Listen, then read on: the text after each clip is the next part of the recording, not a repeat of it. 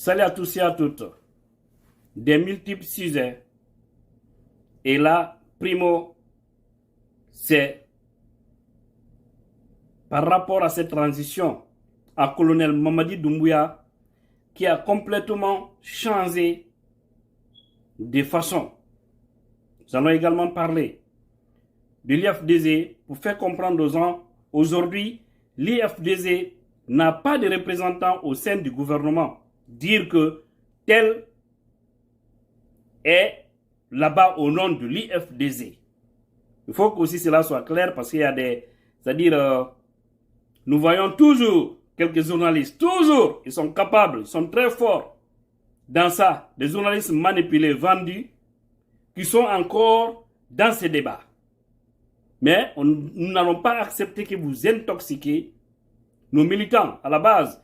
Et encore, troisième point, nous allons parler toujours de cette affaire, c'est-à-dire l'IFDZ et le RPZ, parce que là aussi, il y a trop de bruit. Mais il faut faire comprendre aux gens, il s'agit de quoi réellement.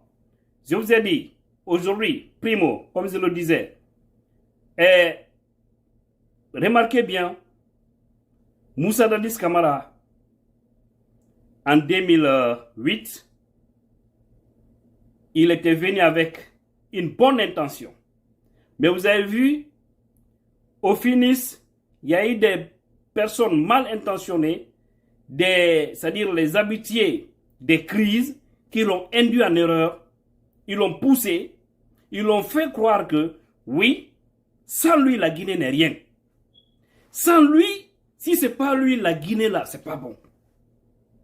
Et que les Guinéens veulent qu'il reste aux affaires. Dadistes, croyant à cela, vous avez vu finalement, si je veux, je me présente. Si je ne veux pas, je laisse. Je peux ôter la tenue. Je ne suis pas né militaire. Mais il avait oublié qu'il était venu pour organiser des élections libres et transparentes et s'en aller. Mais là aussi, il allait le faire, connaissant l'homme. C'est pourquoi je vous dis, Mamadi Doumbouya est un peu à l'image de Dadis. Mais il y a un fossé, vous allez comprendre. Ils l'ont induit en erreur. Ils l'ont poussé. Et finalement, il est tombé dans le piège de ce système, de ces personnes qui n'ont jamais voulu voir ce pays-là avancer parce qu'ils veulent toujours avoir le pouvoir entre leurs mains. Sachant qu'ils sont incapables de faire du bien. Parce que si vous réclamez l'indépendance avant tout le monde, dans un continent ou dans une sous-région, eux que dans tout ça, nous partons. Oui, les pays voisins, tout le monde a avancé.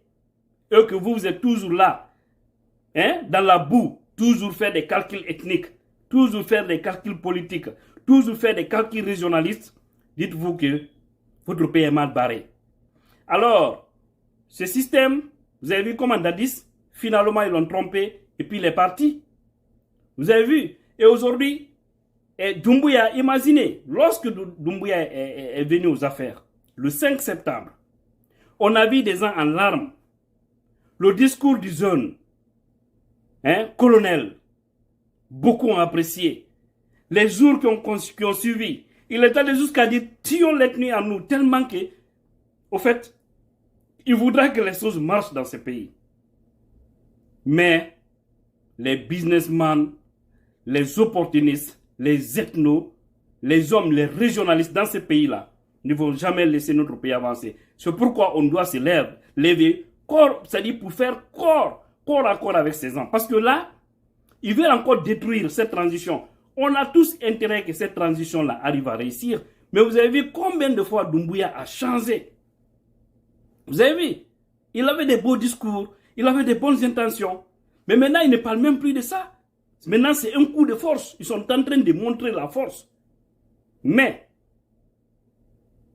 j'ai entendu Diani Alpha dire quelque chose qui est si important. C'est si important que vous ne pouvez l'imaginer. Et il a bel et bien dit, nous devons éviter dans ce pays, sorte que les hommes qui ont des armes dominent les hommes qui ont des idées. Parce qu'aujourd'hui, en Guinée, généralement en Afrique, mais en Guinée, on fait croire que quelqu'un qui a l'arme a toujours raison. Et c'est nous qui devrions montrer qu'ils n'ont pas raison. Parce que d'abord, ils sont issus de nous, les civils. Par conséquent, ils doivent nous respecter. Ils doivent nous suivre les pas. Mais si aujourd'hui, ils comptent sur l'arme, oubliant qu'ils ont mis en place une charte où ils ont donné les directives qui doivent faire marcher notre pays, eux-mêmes, ils violent ça, ils piétinent ça, je pense qu'on doit les ramener à la raison. Et Doumbouya ne s'est pas engagé sur ce chemin lorsqu'il était là. Mais aujourd'hui, il est sur ce chemin. Il est vraiment sur ce chemin et c'est très dangereux. Donc, il doit faire beaucoup attention. Il a encore une chance de se retrouver. Parce qu'il y a des lobbies négatifs qui sont autour de lui. Même si lui-même, ça veut dire qu'il veut se laisser faire, il doit savoir qu'il doit sortir grand, surveiller. S'il ne comprend pas, parce qu'il a toujours la chance, s'il ne comprend pas, par exemple, de comprendre le dialogue, accepter de dialoguer avec les hommes politiques, la société civile responsable, je ne parle pas des personnes vendues qui sont allées vendre leurs âmes au diable, je ne parle pas de ces gens-là. Mais on connaît qui est qui aujourd'hui dans ce pays.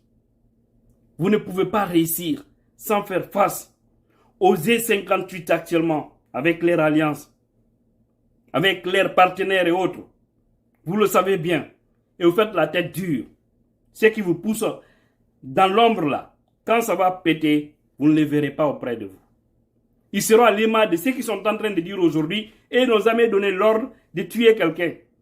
Quand ils ont commencé à parler, quand la liste est sortie des gens qui sont cités aujourd'hui dans les crimes de sang en Guinée, vous les voyez faire des sorties pour dire non, nous on n'a jamais donné l'ordre à un militaire d'aller tuer.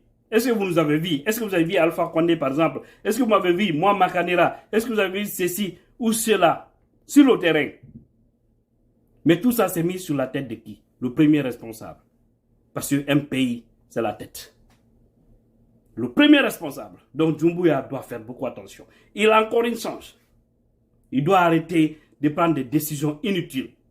Il doit arrêter d'aller corps à corps avec les forces vives. Sinon, il va tomber. Et lui et le CNR, ils vont tous tomber. Vous avez vu Ousmane Gawa, ce qu'il dit. Il dit la transition va commencer le jour où, c'est-à-dire le jour où ils vont promulguer ça, un décret sera pris pour promulguer la durée là. C'est à partir de ce moment on va commencer à parler de la transition. C'est vraiment gênant. C'est vraiment honteux. C'est comme si ils ont affaire avec des analphabètes, des têtus. Comment un enfant peut être né aujourd'hui? Un jour, on dit il est né le lundi 10 janvier 2020. Et puis vous nous dites que c'est le jour du baptême de l'enfant qu'on va commencer à compter la date de sa naissance. C'est quoi ça? Qu'on soit responsable, qu'on soit sérieux avec nous-mêmes. Donc, Doumbouya, tout ça, ça sera sur ton dos. Vous avez vite oublié. Il fallait voir là où se trouvent les caciques. Ceux qui étaient aux affaires hier. Vous aussi, vous êtes tous dit, vous allez partir tôt ou tard. Et pour vous là, avec ce qui se passe là, si vous ne canalisez pas, ça sera si tôt. Et nous souhaitons tous qu'il y ait une bonne transition. C'est mon souhait le plus absolu, wallahi. Donc, faites beaucoup attention. Évitez les erreurs du passé. Même si vous êtes là-dedans maintenant là, vous pouvez encore vous retrouver et sortir. Arrêter l'arrogance, faire face aux forces vives, dialoguer, tomber d'accord sur quelque chose. Si vous acceptez. Bien, on parle encore toujours de cette affaire de l'IFDZ. Il a été clair, le vice-président du parti, Fodé Oussou Fofana, et c'est comme ça. L'IFDZ n'a aucun représentant au sein du gouvernement actuellement. On n'a aucun représentant au sein du CNRD parce que Doumbouya n'a jamais appelé Selouda Diallo ou écrire au parti pour dire déléguez-nous des hommes pour qu'ils participent dans notre gouvernement. Il a contacté les hommes individuellement, comme les Ousmane Gawal et tant d'autres, les Alpha Bakar et tant d'autres, ils sont là-bas. Les Bakari, Keita, ils sont là-bas, ils sont un peu nombreux maintenant. Les gens qui étaient dans l'IFDZ. Donc, ils ne sont pas partis au nom de l'IFDZ. Par conséquent, tous ceux qu'ils vont commettre là-bas, je prie Dieu qu'ils fassent de bonnes choses. Parce que l'objectif de notre parti, c'est pour unir et servir les Guinéens. N'est-ce pas? Donc, mais s'ils font là-bas, ils font quelque chose là-bas, les décisions impopulaires ou les dégâts, que les gens comprennent que c'est pas l'IFDZ, c'est pas au nom de l'IFDZ qu'ils sont là-bas. Ils sont là-bas à leur propre nom. Parce que c'est eux qui ont été consultés, donc ils ne représentent nullement pas notre parti politique. Que cela aussi soit clair dans l'esprit de tout un chacun. Voilà. Aujourd'hui, il y a des polémiques aussi, par-ci, par-là. Pourquoi je le dis aujourd'hui, je viens pour vous parler de ça. C'est parce que moi, personnellement, beaucoup de gens m'ont contacté. Pourquoi l'IFDZ a accepté de faire une alliance avec le RPZ? L'IFDZ a oublié que les gens-là ont tué les citoyens. L'IFDZ a oublié que ces gens-là ont soutenu les gens qui ont ôté la vie des citoyens alors qu'ils sont tous des RPZ. Il faut savoir qu'il n'y a jamais eu d'alliance. Il n'y a pas d'alliance. C'est une concertation. Cela n'est pas synonyme d'alliance. Il faut que les gens comprennent parce qu'il y a des gens qui sont en train de faire d'amalgame et puis sont en train d'intoxiquer les militaires à la base. Certains sont très remontés, mais temporisez-vous parce qu'il n'y a pas une alliance entre le RPZ et l'IFDZ. On le sait tous, on le comprend bien. Aujourd'hui, notre adversaire numéro 1 en Guinée, c'est le RPZ Arc-en-Ciel. Mais actuellement, nous faisons tous face au CNRD qui veut eux aussi à leur tour violer la charte qu'eux-mêmes ils ont écrite. Par conséquent, nous devons faire face à eux et savoir que le RPZ est un parti politique. Le RPZ est un parti politique. C'est ce que je venais de dire tout de suite, le cas de Ousmane Gawal. IFDZ est un parti politique. Ousmane Gawal est dans le gouvernement, ce n'est pas au nom du RPZ. Parce qu'à partir du moment où il est membre du gouvernement, il répond à son nom. Tous les cadres de l'IFDZ qui sont là-bas, ils ne sont pas là-bas au nom de l'IFDZ. Donc, si dans la gestion d'Alpha, il a eu à nommer des cadres qui ont géré le pays, qui ont commis des bavures, il y a eu des dégâts. On ne peut pas dire que c'est le RPZ qui a fait cela, parce que ce n'est pas tous les militants et sympathisants du RPZ qui ont commis ça. Même si beaucoup d'entre eux les voyaient faire des dégâts, personne ne condamnait. Plutôt, certains aimaient dire, c'est bien fait pour vous. Mais à partir du moment où nous, IFDZ, on a pris l'option d'unir et servir les Guinéens, nous devons accepter certaines choses. C'est extrêmement important. Et on a toutes les chances aujourd'hui de diriger la Guinée. Toutes les chances, je vous le dis et je vous le garantis. Et vous allez voir. L'IFDZ a tous les atouts, toutes les chances, après cette transition, de gérer la Guinée. Donc, quand vous avez des enfants, qu'ils soient des bons enfants, des mauvais, ils sont tous vos enfants. Initiez-les, gardez-les, faites quelque chose avec eux. Chassez que vous ne pouvez pas les rejeter. Même s'ils sont mauvais. Mais il faut corriger. Et cette correction, on parle aujourd'hui de justice. Donc, les gens qui ont été cités, par exemple, dans les dossiers de crimes de sang et autres, ils vont répondre. Parce qu'ils n'ont pas agi au nom du RPZ, mais ils ont agi au nom de l'État parce qu'ils avaient la puissance publique. C'est ce que les gens doivent comprendre. Donc, ce n'est pas le RPZ qui avait agi, mais c'est quelques éléments du RPZ qui ont agi, qui ont eu la confiance d'Alpha Condé, qui les a nommés, qui ont dirigé. Par conséquent, ça n'a rien à voir avec le parti proprement dit. Je voudrais que vous réfléchissiez bien et compreniez ce que je vous dis là. Donc, on ne doit pas s'attaquer au RPZ en tant qu'institution, en tant que parti politique. Mais ceux qui avaient les mains dans la soupe, s'il y a quelque chose à dire, c'est à ces gens-là. Si aujourd'hui, un cadre de l'IFDZ qui est nommé il fait quelque chose, il n'agit pas au nom de l'IFDZ, parce qu'à partir du moment où tu es dans un gouvernement, tu dois cesser de te faire appeler militant ou responsable d'un parti politique. Parce qu'à partir de là, tu as la gestion de tout un pays, qui a une tâche que tu dois accomplir. Par conséquent, cela ne doit pas relever forcément de ton parti politique. Je sais que ceux qui m'ont compris, m'ont compris.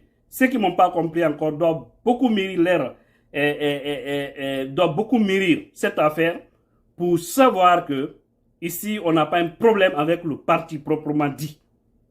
Et à partir du moment où les dossiers sont au niveau de la justice, on laisse la justice faire son travail. Parce que tôt ou tard, il y aura justice dans ce pays. C'est obligatoire. Pour nettoyer le pays, pour éviter les mêmes erreurs dans le futur, il faut qu'il y ait justice. Même si on ne condamne pas les hommes, mais on doit savoir qui a fait quoi. Parce que chacun doit rendre compte quand même. Parce que si les gens ne rendent pas compte ici, demain à l'au-delà, ils rendront compte. Voilà, chers compatriotes. Donc, on fasse les choses avec intelligence et ne suivons pas nos cœurs. Sinon, on va mal agir. Travaillons avec ça. Qu'Allah nous aide. Vive l'unité. Je vous remercie.